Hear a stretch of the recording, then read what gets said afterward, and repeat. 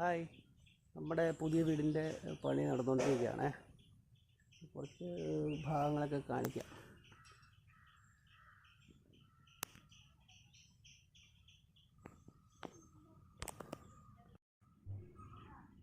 ഒരു tile work നടന്നുകൊണ്ടിരിക്കുകയാണ്. നമ്മുടെ സ്റ്റെയർ വർക്ക് തുടങ്ങിയിട്ടേ ഉള്ളൂ.